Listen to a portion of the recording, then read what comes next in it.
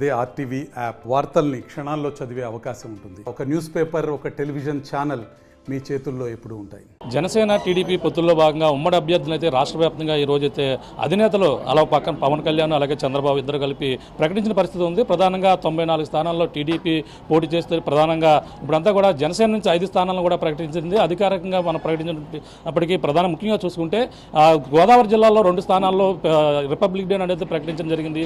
ఈ నేపథ్యంలో అక్కడ జనసేన నుంచి అయితే రాజనగరం నుంచి పోటీ చేస్తారు, అలాగే ప్రధానంగా రాజుల నుంచి కూడా పోటీ చేస్తారని మొదటగా ప్రకటించారు. అలాగే అదేవిధంగా కూడా తూర్పుగోదావరి జిల్లా రాజనగరం నియోజకవర్గం నుంచి ప్రధానంగా ఇక్కడ బత్తుల బలరామకృష్ణ పోటీ చేస్తారంటూ ఒక ప్రకటన జరిగింది. కాకినాడ నుంచి రూరల్ నుంచి పంతొమ్మిది నుంచి పోటీ చేస్తారని అవి పరిణామాలు ఎలా ఉన్నాయి, అలాగే మరిన్ని విషయాలు అడిగింది బత్తుల బలరామకృష్ణ గారు అడిగిద్దాం. సార్ చెప్పండి, ఇప్పుడు దాకా మొన్నటి వరకు కూడా ఉత్కంఠ పరిణామాలు ఉన్నాయి, అలా మొదటి నుంచి కూడా స్థానం మీదే అని అన్నారు.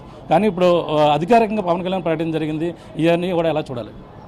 ఖచ్చితంగా పవన్ కళ్యాణ్ గారు నిస్వార్థంగా ప్రజలకు సేవ చేసేవాళ్ళకి, ప్రజల కోసం పనిచేసే వాళ్ళకి, ప్రజల తరఫున పనిచేసే వాళ్ళకి, ప్రజల కష్టాల గురించి తెలిసిన వాడికి, అన్ని విధాలుగా ప్రజలకు సేవ చేసే వ్యక్తుల్ని ఖచ్చితంగా గుర్తిస్తారు.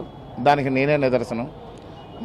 నాకు ఎలాంటి పోస్టు లేకపోయినప్పుడు కూడా, ఇన్ఛార్జ్ లేనప్పుడు కూడా ప్రజల కోసం పనిచేశాను. ఆ తర్వాత నేను చేస్తున్న సేవలు చూసి వారు ఇన్ఛార్జ్ ఇవ్వడం జరిగింది. ఆ తర్వాత మళ్ళీ మేము ప్రజలకు సేవలకు మరింత దూసుకెళ్ళిపోవడం వల్ల ఈరోజు సీటు కూడా ఇవ్వడం జరిగింది. నిస్వార్థంగా కష్టపడి ప్రజల కోసం సేవ చేసే నాయకుడు ఎవడున్నా సరే ఆయన భుజాన్ని పెట్టుకుని మోస్తారు అనే దానికి ఇదే నిదర్శనం. ఈరోజు నిరూపించారు. ఖచ్చితంగా మాత్రం వారు ఇచ్చినటువంటి ఈ అవకాశాన్ని సద్వినియోగం చేసుకుని ఇంకా మేము బాధ్యతతో ఇంకా ఎక్కువ కష్టపడి మంచి మెజారిటీతో గెలిచి వారికి సీట్ను బహుమతిగా అందజేస్తాం. అంటే పొత్తుల్లో భాగంగా ప్రధానంగా ఇక్కడ టీడీపీ కూడా ఆశించిన పరిస్థితి, వాళ్ళందరినీ కూడా కలుపుకుని ఏ విధంగా మీరు ముందుకు వెళ్తారు? ఇప్పటికే టికెట్ అనౌన్స్మెంట్ అయినట్టున్నాయి. రాజనగరం నియోజకవర్గం తెలుగుదేశం పార్టీ ఇన్ఛార్జి గారు అయినటువంటి శ్రీ బొడ్డు వెంకటరమణ చౌదరి గారిని కూడా కలవడం జరిగింది. వారు ఖచ్చితంగా మర్యాదపూర్వకంగా మేము కలిస్తే ఆయన స్వాగతించారు. ఆ స్వాగతించి కూడా ఖచ్చితంగా నేను కోరడం జరిగింది, అందరూ కలిసి ఐకమత్యంగా వెళ్ళి పనిచేసుకుందామని చెప్పి. దానికి వారు సమ్మతించి ఖచ్చితంగా మాత్రం మేము పూర్తి స్థాయిలో మా కేడర్ అంతా కూడా మీకు మేము సపోర్ట్ చేస్తాము అని చెప్పి తెలియజేయడం జరిగింది. అంటే ప్రజా సంగ్రామంలో ఇప్పటికే నియోజకవర్గం మొత్తం అంతా విస్తృతంగా పర్యటన చేస్తారు. అంటే ఇప్పటి వరకు ఒక లెక్క, ఇప్పటి నుంచి మరో లెక్క ఉంటుంది. ప్రకటన చేసిన తర్వాత ఏ విధంగా ప్రజా సంగ్రామం మీకు ముందుకు వెళ్ళబోతుంది? Telugu Desam party cadre, Janasena party cadre రెండూ కలిసి మేము ముందుకు ఖచ్చితంగా ఐకమత్యంగా వెళ్ళి ఇక్కడ వైసీపీని చిత్తుగా ఓడించి జనసేన తెలుగుదేశం పార్టీలు అత్యధిక మెజార్టీతో గెలిచి ఇక్కడ జనసేన జెండా ఎగరేస్తాం ఖచ్చితంగా. ప్రధానంగా వైసీపీ నాయకులు కావచ్చు, జక్కంపూడి రాజా కావచ్చు, ఇక్కడ నియోజకవర్గంలో అభివృద్ధి చేసింది మేమంటున్నారు. అలాగే జనసేన నాయకులకు సంబంధించి క్యాండిడేట్లను పూర్తి స్థాయిలో పవన్ కళ్యాణ్ ప్రకటించలేకపోయారు ప్రధానంగా చెప్తున్న పరిస్థితి ఎలా చూడాలి? అదే జక్కంపూడి రాజాకి ఇంకా టికెట్ అనౌన్స్ చేయలేదనే విషయం ఆయన్ని ఒకసారి చెక్ చేసుకోమని చెప్పండి. ముందు ఆయన టికెట్ ఉందో లేదో కూడా తెలియదు. మేము ఆచితూసి వేస్తాము. వాళ్ళకి అడావుడిగా ఏదో చెప్తుంటారు. వాళ్ళు మా పార్టీ గురించి మాట్లాడే హక్కు వాళ్ళకి లేదు. ముందు ఆయన టికెట్ ఉందో లేదో చెక్ చేసుకోమని చెప్పండి.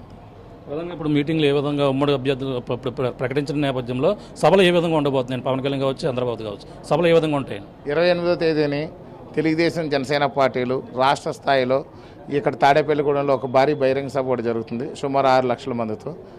మాది కూడా మేము ఇక్కడ తెలుగుదేశం జనసేన పార్టీ తరఫున సమన్వయంగా ఒక మీటింగ్ వేసుకుని 2 రోజుల్లో మా కార్యాచరణ అనేది తయారు చేసుకుని ప్రజల్లోకి వెళ్ళి ఎలక్షన్ అనేది ఎలా చేయాలనే దాని మీద మేము ముందుకెళ్ళిపోతున్నాం.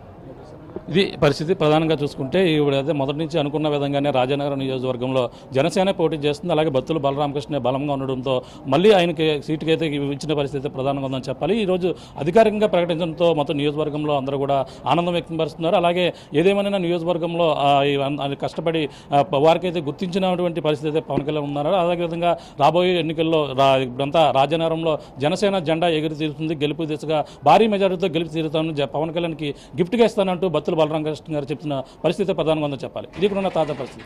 మేము రాముతో ప్రకాష్, ఆర్టీవీ, రాజనగరం నుంచి. మరిన్ని వీడియోస్ కోసం ఛానల్ ని సబ్స్క్రైబ్ చేయండి. లేటెస్ట్ అప్డేట్స్ కోసం వాట్సాప్ ఛానల్ ని ఫాలో చేయండి. అండ్ లింక్ డిస్క్రిప్షన్ లో ఉంది.